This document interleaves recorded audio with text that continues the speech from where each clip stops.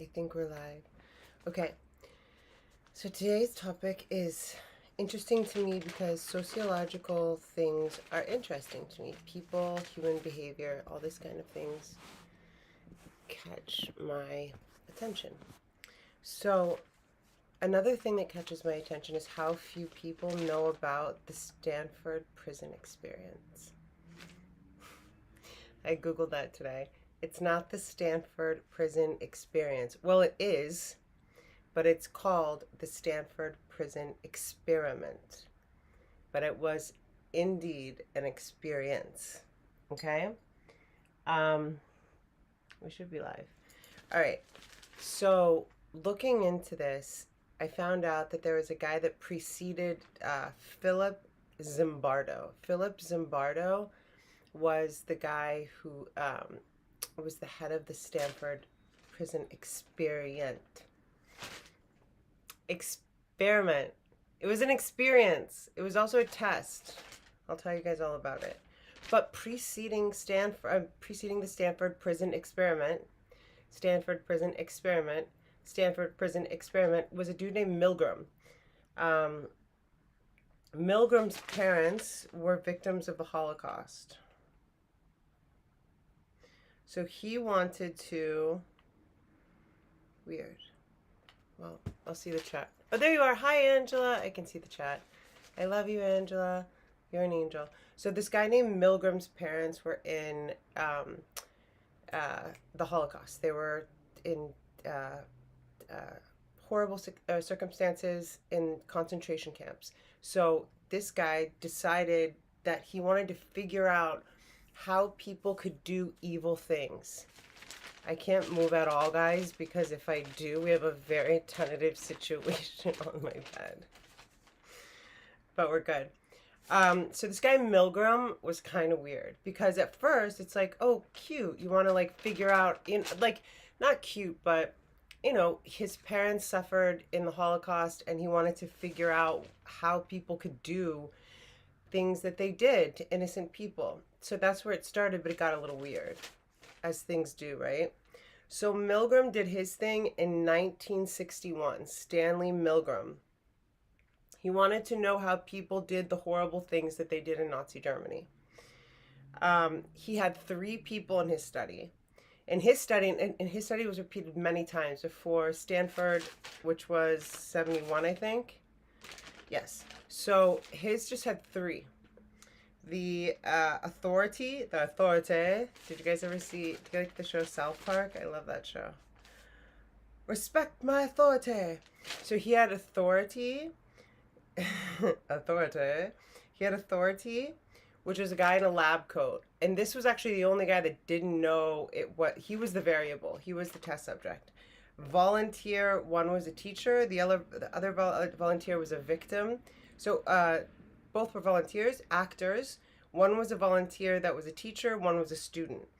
So the authority was to test the volunteer and the victim's action. So he would push the victim. That's not supposed to happen.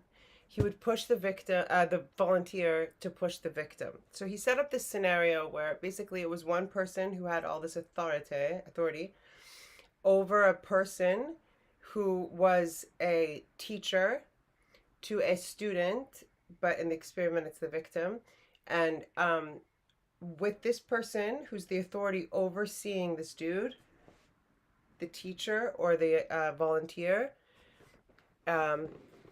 increasingly so administering more harsh and ridiculous, quite frankly,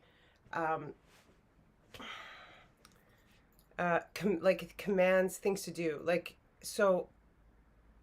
Screaming, using sorry guys, 300 volts. They were electrocuting people. But the thing is, on the other end, the guy thought he was electrocuting someone. He was being told to electrocute someone. And the person on the other end was answering questions wrong. That's why they would get electrocuted. And so the guy would say, up the amp, up the voltage. I forget what number it is that can be life-threatening. But so they had recorded sounds on the other side. No one on the other side was getting what do you call it? Electrocuted. Um, but the guy did it until literally they had like recording screams, recording like please no, blah blah blah, and then just silence also. So like they literally pushed a person to like the guy didn't know that he wasn't electrocuting them. I feel like I'm being redundant, but I feel like I'm also not explaining this perfectly. I hope that you understand what I'm saying. With this person on top of him saying, go, go, go, press the thing higher, like electrocute him more, the guy did it. And even though he heard voices crying and screaming and then ultimately silence, he kept going. So that was the whole test of like, what will people do with unchecked power? Like the whole like ultimate query is what is unbalanced unchecked power? What does it look like? What happens? So Milgram's study was 3 people. It was like a shorter situation, electric shots, life threatening, blah blah blah blah blah blah. The whole thing that Milgram came up with was like, we are puppets. Like, if Nazi Germany could happen, anything can fucking happen. And he proved it pretty successfully. Um, People want to, it seems that people on a visceral level want to desire to obey more than to do the right thing. So this Stanley Milgram study was repeated many times in many different ways. And then a guy comes along, well, he was pretty much a contemporary, but Philip Zimbardo. Philip Zimbardo says, I want to take this next level. Philip Zimbardo builds a fake prison in the basement, I guess, of Stanford University. He gets 24 people. 12 are men, 12 are women. 12 are, no, I'm sorry. I don't know if it's 12 and 12 men and women. 12 are prisoners, 12 are guards. He sets up the basement like a real prisoner. They're all actors. Going in to this supposed to be 2-week experiment, going in, they all know they're actors. They meet each other beforehand. Like, hey, it's going to be a fun thing to do. We're getting paid whatever. We're getting paid. Cool to meet you. Bye. I'll be the prisoner. I'll be the guard. And then all those fun conversations. You get it. So they all knew what was happening. He wanted to make it as real as possible. It was planned to be 14 days long. He had them even, the guards arrest, like fake arrest the people outside to bring them back into the cells. Plot twist, not trigger warning. Spoiler alert, it only lasted 6 days. Thank you for that. I don't know how you did the thumbs up, but I appreciate it. And then, you guys, there's balloons. Somebody made balloons last time. Okay, let's keep going.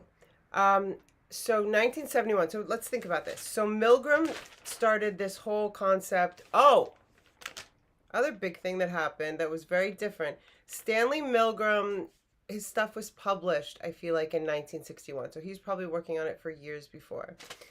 And he had three people. The authority was the test. The authority was the test. The volunteer and the victim were both actors. So how far would the authority go without knowing that there are not boundaries, that he has power that is not checked, or she? So Stanford experiment, after many people start recreating Milgram like studies, trying to, the basic question was, the authority was, like the basic question was, I mean, I can say it, but I wrote it down perfectly. Like, is it the abuse of power that people are given, or is it, that's what it was.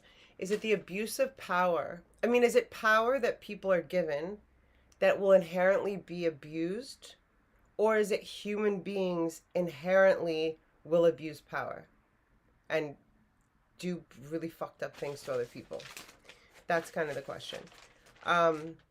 So after Milgram finishes his studies, and they're pretty conclusive, or they're interesting, he doesn't involve the things that get involved in Stanford experiment. Stanford experiment gets funded by, anyone want to guess? Well, this video is mostly for later. I have to figure out how to do videos and like upload them. I was watching YouTube recently and I'm like, I annoy myself just watching these videos. Like, if I click to watch something and some bitch is talking on and on and on and not about the subject, I'll be like, stop it. And I'll finish. I'll go to another video. So I want to stay on point. Navy. The Navy funded this one. Navy, guess who else was super interested? Beep beep. Was the Marine Corps, United States Marine Corps. Was interested. The Navy publicly funded it. The Stanford prison experiment. So 24 college students. It was supposed to last 2 weeks. It lasted 6 days.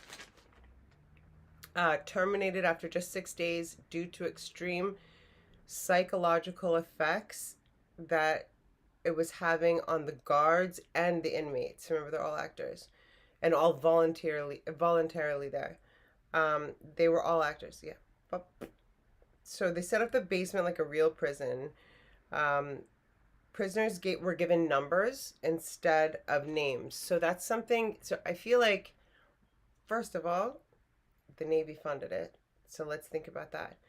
Second of all, like, there was a movie that came out. I haven't seen it, but I think that to feel that these people did this all through their own volition is ridiculous. A lot of the documentaries, like, I don't know, I haven't seen the movie of this, but the like real footage that they show, it makes it seem like these people just naturally came up with the idea of sleep deprivation and starvation and this and that. Like, no, those are old tactics used at like Guantanamo Bay for years and years and years. Someone whispered that to these 22 and 23-year-old people. Or no, they're in college. They're under 21 years old.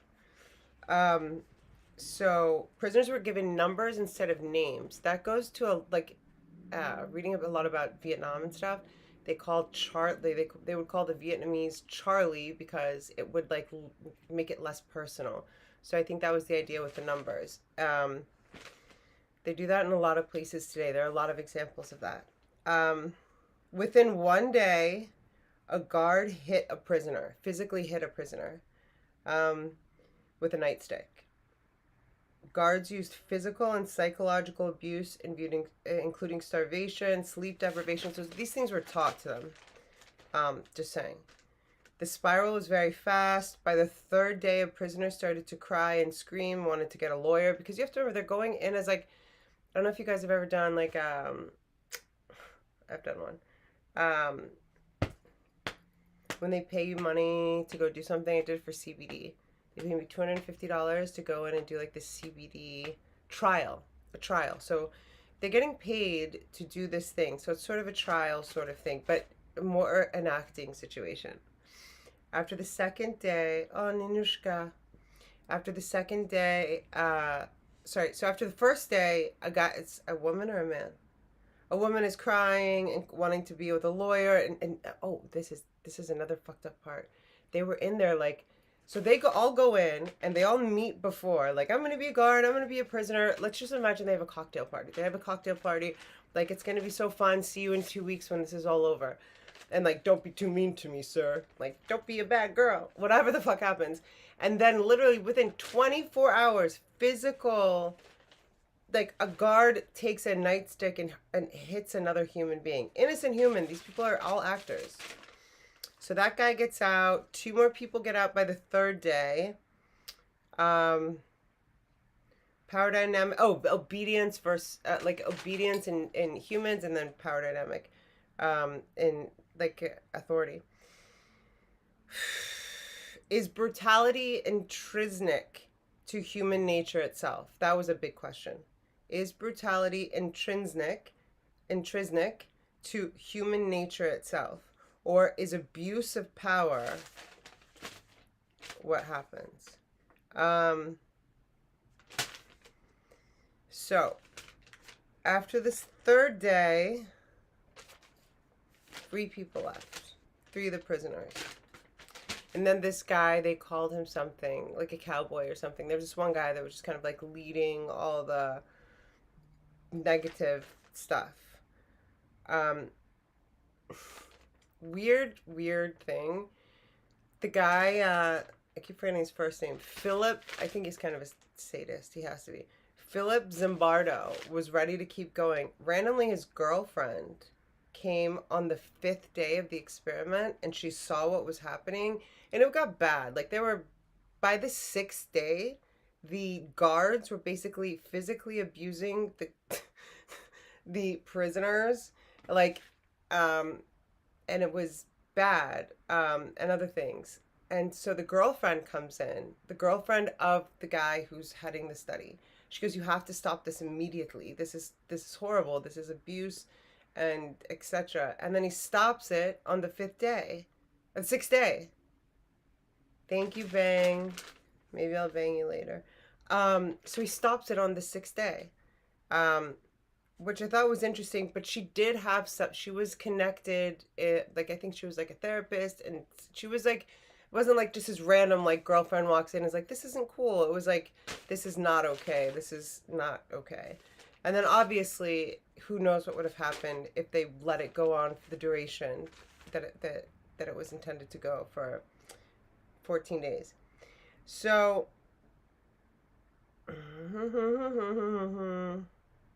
so I think it's an interesting topic because like, I think about the dynamic of authority and people that are in a situation and then people that are like controlling people in that situation. I've also been watching a lot of shit about cults lately, guys.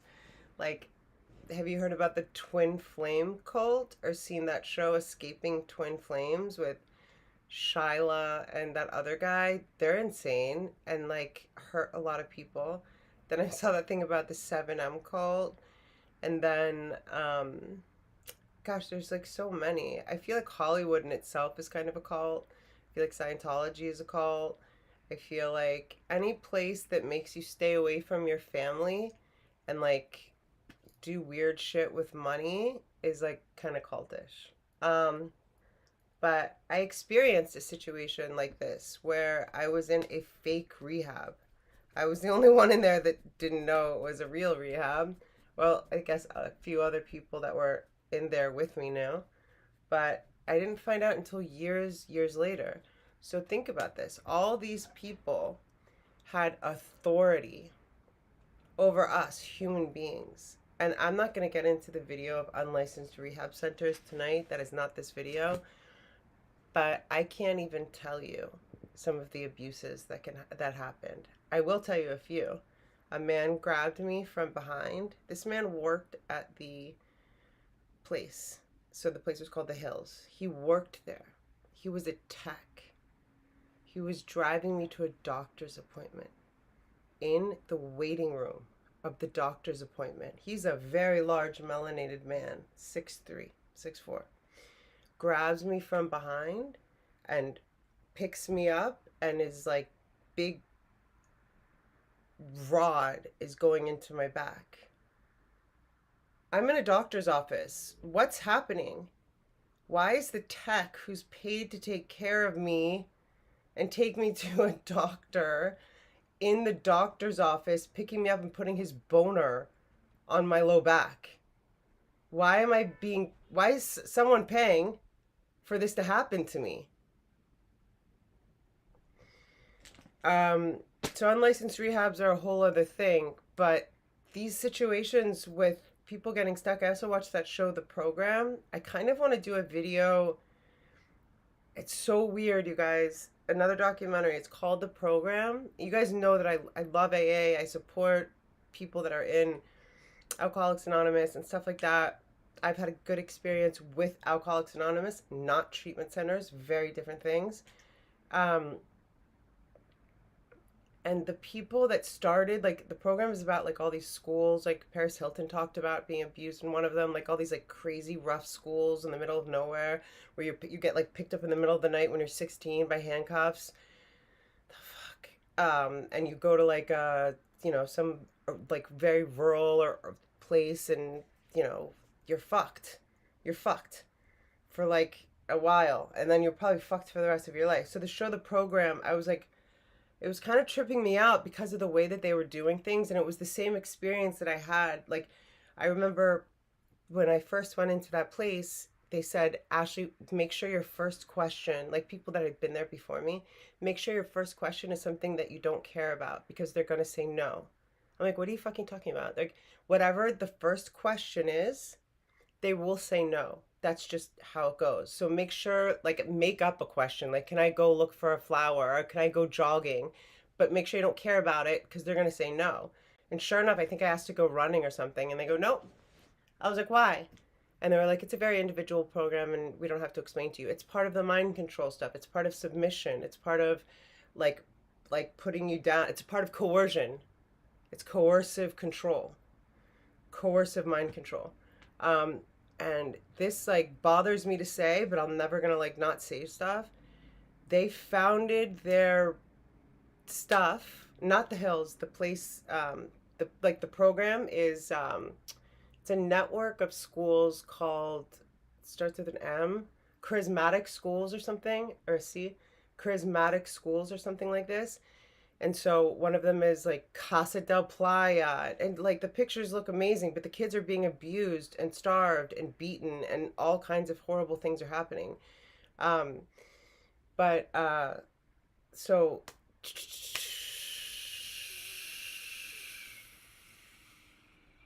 I lost my train of thought there because that is a little bit trigger free. Oh, all the rules. Like we used to have a joke at the Hills. New rule, new rule, because it had up to big up to Shane Powers. But like you could literally do something and get in trouble for it, and they would create it as a rule, and then you would get in trouble. It was like everything was a mind fuck. It was like so some people are allowed to walk into the office, some people are not. And then why didn't you go into the office? It's like you're set up to fail. And they were talking about that in this documentary, the program, and then they said it's based on AA. And it bummed me out. I remember, I'll never forget, like this place I was at, this kid was screaming. He was very upset. He was like, don't you guys understand? They're trying to program us. Get it? The program? Like, and he's not wrong, okay? I like always stand up for AA, Al-Anon, all like anything that helps people, I think people should do. But it is very like for people that are vulnerable or not grounded or like, in the foundation of who they are. I was worried about like the sponsor process. Like you're just giving a random person to a random, like it's just, I was very lucky to have an amazing sponsor, and we're still in contact today, 13 years later after that experience. But there were some things about it that were like, I don't know how that directly helps me be a free, what was it? There's a saying. Anyway, that's that for that. I am going to do a video about unlicensed rehab centers and my experience there and what happened to me. I think it's important, and a lot of stuff is coming out now about places like this and people that have been, not able to speak for a while. So I want to speak for them and for me. Oh yeah, so at this place, the rampant things that would happen. For example, in this rehabilitation center, unlicensed, called The Hills, they had a med shack. So that's where you go and get all the meds that all these doctors give you. It was run by two meth heads. I couldn't make it up. They did a drug test for the whole facility and all the people that work there, and they never like tested the people that work there. The mother and the daughter that run the drug, the med shack, tested positive for crystal meth. Crystal meth leaves your body within like 24 hours. They were regular users, clearly. I remember one time they were like, "Oh my gosh, like somebody broke into the med shack." We're like, "Who would do that?" It's like, oh, maybe the two addicts that are working it and have keys to it. Just a guess. Um, so stay strong, whatever situation you're in. And if you've got a situation that you've gotten through, I think it's important to share about it and know that even though it's always, like for me, I'll speak for myself always, that situation is always going to be a beast of a pain in my heart. I don't know why it happened. I don't know why when my sister and I reunited, we didn't like sue them. We were talking about that, but then it didn't happen. And then I was like, why don't we sue Georgia at least? Which is my case manager, Georgia Robin Davis. And she goes, I think Georgia's going to die soon. I'm like, uh, what does that have to do with anything? Literally. Um, but everything happens for a reason. Also, surrendering stuff over, like not trying to manage and control. So, for a lot of years, I was angry, and rightfully so, about a lot of stuff, specifically about that place. And then when I reunited with my sister, and like she understood everything, I'm like, did you even know? Blah, blah, blah. And like talking about that was helpful. Um, but then as things go, people change or go back to medications that they weren't on or whatever happens with them. And then you're always just with yourself. And that's the most important person to always be on point with is you. Okay? I love you, Angela. What's up, Chris Mack? Chris Mack is in that. Chris Mack is like, you had bling on. You guys, this is the holographic projector. I've had this for 3 years, 4 years now. This is the nuclear receptor. Pyridine closed, guys, which is really sad. This really cool guy named Arthur Bell. Not Arthur Bell. It's Frank or Arthur. His daughter's name's Megan Bell. I always say, like, when we've texted a lot because I've known him for a while. And I'll be like, how's, like, something about your dad? And I'll say Frank. And she's like, it's Arthur. And I'll say Arthur. And she's like, it's Frank. I'm like, so it's either Frank or Arthur Bell. But he was the mastermind behind these, Chris Mack. So, stay cool, guys. Stay happy, stay blessed, stay generous, and stay free. Don't trust anyone, but trust yourself.